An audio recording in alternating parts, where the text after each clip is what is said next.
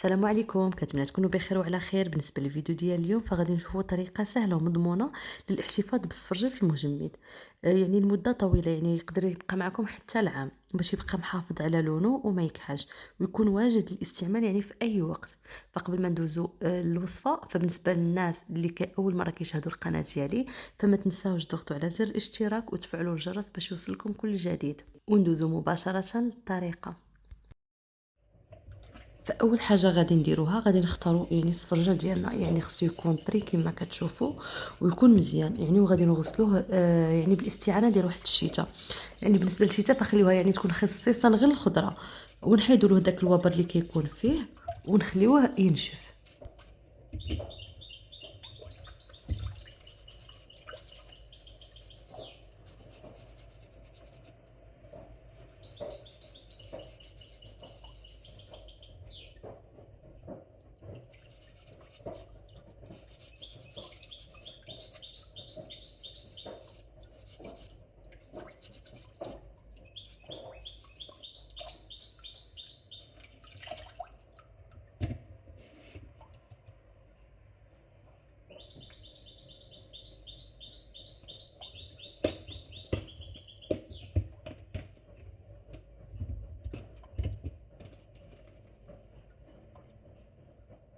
صافي، من بعد غادي ناخذوا السفرجل ديالنا وغادي نقطعوه على 4.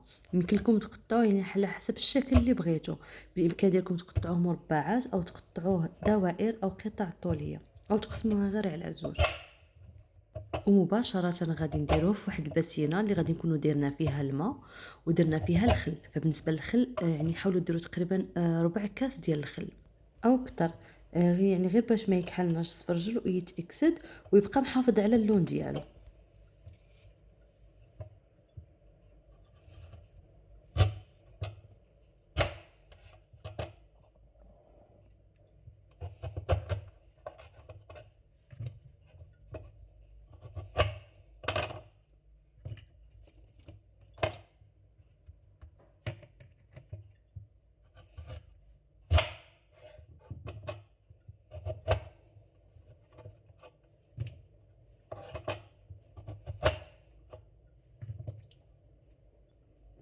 صافي، هنا غادي ناخذوا واحد الطنجره غادي نديروا فيها حتى هي الماء ونديروا الخل.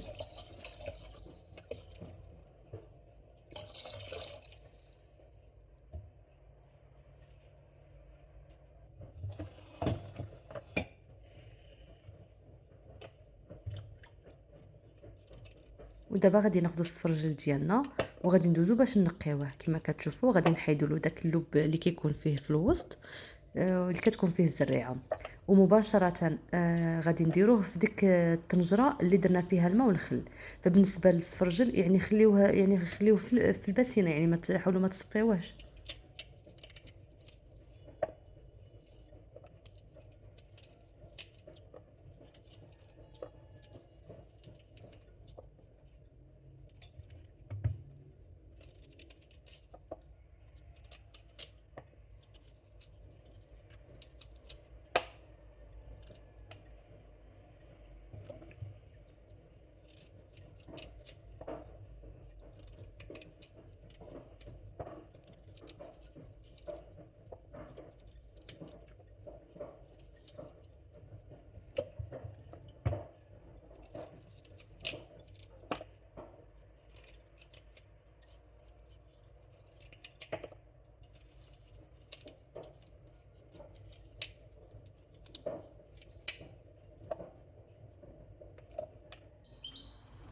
هنا انا كانت عندي كميه كبيره والطنجره يعني ديك اللي درت فيها في الاول يعني ما قدتنيش ورديته في الكوكوط.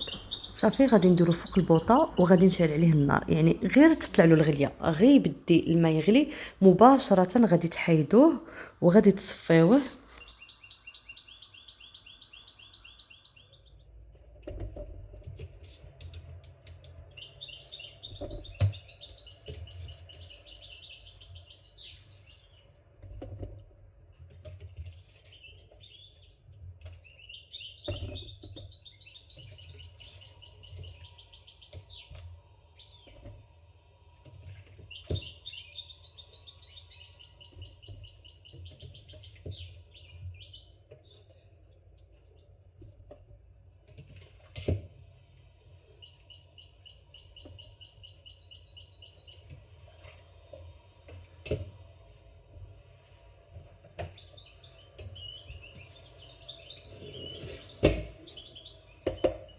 مباشرة بعد ما سلقناه غادي نكبو عليه الماء بارد غير باش نوقفوا العملية ديال الطهي ويبقى محافظ على القوام ديالو.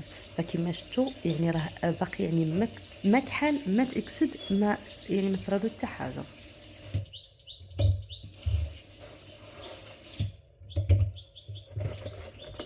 صافي من بعد غادي نخليوه ينشف مزيان من الماء ويبرد ونقسموه في اكياس تجميد اولا نديروه في علب بلاستيكيه يعني حسب الاستعمال اللي غادي نحتاجه ونحطوهم مباشره في المجمد. وهكا كيبقى السفرجل ديالنا يعني واجد في اي وقت احتاجينه وكيبقى محافظ على اللون ديالو تقريبا لمده ديال سنه. هذا كنت ديجا انا يعني غير ديال هذا العام يعني كنت ديجا خزنته يعني بغيت نوريكم غير كيفاش كيبقى محافظ على اللون ديالو. وهنا كنكون وصلنا للنهاية ديال الفيديو وكنتمنى تكون هاد الطريقة عجباتكم ومفيدة. وإلا عندكم شي طريقة أخرى يعني مجربينها فخليوها لي في التعليقات.